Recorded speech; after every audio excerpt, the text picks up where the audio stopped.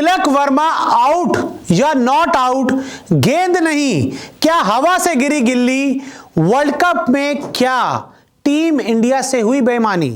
Team India के बल्लेबाजों ने दक्षिण अफ्रीका के खिलाफ तूफानी बल्लेबाजी की वार्म अप मुकाबले में, लेकिन टीम इंडिया की बल्लेबाजी के दौरान एक ऐसा वाकया हुआ जिसकी चर्चा अब हर तरफ सोशल मीडिया पर, वेबसाइट्स पर हर तरफ हो रही है।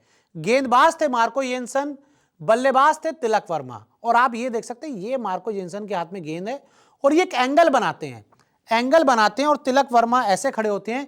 गेंद, अब मैं आपको थोड़ा सा आगे बढ़ के दिखाऊं, ये देखिए गेंद जो होती है ना तिलक वर्मा के लेग साइड से पैरों में से निकल जाती है। ये देखिए ये यहां से तिलक वर्मा के पैरों की तरफ से गेंद निकलती है और उसके बाद क्या होता है, ये गेंद पीछे चली जाती है, गेंद ये रही, और ये जो विकेट है ये बेल्स गिरी हुई हमें नजर आती हैं। पहली बार देखने में तो लगेगा कि ये आउट है, लेकिन जब रिप्लेस देखे गए तब इस मामले की सच्चाई पूरी दुनिया के सामने आई। क्या है मामला, आपको बताते हैं। अब देखिए ये है पूरा मामला समझने वाला। ये तिलक वर्मा बल्लेबाजी कर रहे हैं, ये रही गेंद, ये गेंद जो है ना स्टंप से निकल चुकी है।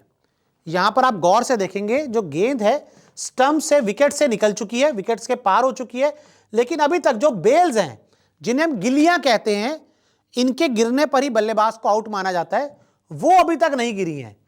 गेंद निकल गई है, गिल्लियां अभी तक वहीं लगी हुई हैं, और जब गेंद काफी दूर चली जाती है उसके बाद पहली गिल्ली, ये देखिए ये इधर की तरफ वाली जो गिल्ली है वो नीचे आती हुई नजर आती है।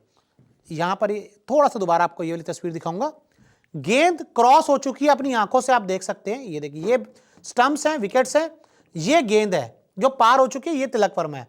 यहां पर आप देखिए जो गिल्लियां हैं, जो बेल्स हैं, अभी तक वहां पर टिकी हुई हैं, नहीं हिली, लेकिन जब गेंद बहुत दूर चली जाती है उसके बाद पहली गिल्ली यहां से नीचे आती हुई नजर आती है, और फिर उसके बाद यहां पर चर्चा शुरू हो जाती है, बातचीत शुरू हो जाती है, और यह कहा जाता है कि भाई क्या हुआ मामला, ये बेल्स गिरे तो गिरे कैसे, क्योंकि गेंद तो पीछे चली गई, गेंद के पीछे काफी चले जाने के बाद तिलक वर्मा की बेल्स गिरती हैं।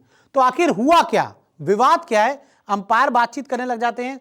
दक्षिण अफ्रीका खिलाड़ी आपको पीछे नजर आ रहे हैं, और अगर हम आगे बढ़े, ये देखिए यहां पर कुछ देर बाद थर्ड अंपायर से बात करने के बाद जो ग्राउंड के अंपायर हैं वो आते हैं और बोलते हैं कि ये आउट था। आउट था, क्यों आउट था, क्या रीजन था इस आउट का, क्योंकि अगर हम एक बार गौर से देखें, ये देखिए एक और आपको बेहतर एंगल से दिखाता हूं। मार्को येन्सन, तिलक वर्मा, और ये रही गेंद, ये गेंद यहां से भी दूसरे एंगल से भी विकेट्स को क्रॉस कर चुकी है, विकेट्स के पार हो चुकी है, लेकिन अभी भी जो गिल्लियां हैं वो नहीं गिरी हैं। गिल्लियां, बेल्स वहीं पर मौजूद हैं, लेकिन उसके बावजूद तिलक वर्मा को आउट दे दिया जाता है। और ये देखिए जब गेंद इस पूरी तस्वीर से हट चुकी है, अलग हो चुकी है, उसके बाद पहली गिल्ली, पहली जो बेल है वो गिरती हुई और विकेट से अलग होती हुई नजर आती है।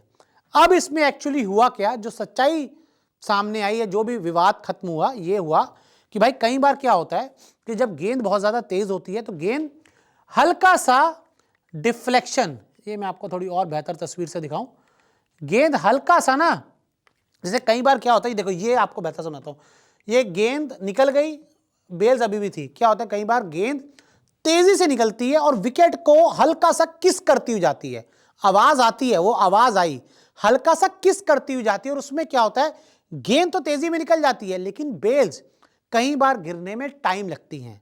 तो ऐसे में जो कहा गया, अंपायर का फैसला था, वो ये कहा गया कि भाई साहब गेंद निकल गई, लेकिन विकेट को लगने के बाद निकली, और जो बेल्स थी वो कुछ देर बाद गिरी, इसलिए अंपायर ने तिलक वर्मा को आउट दिया।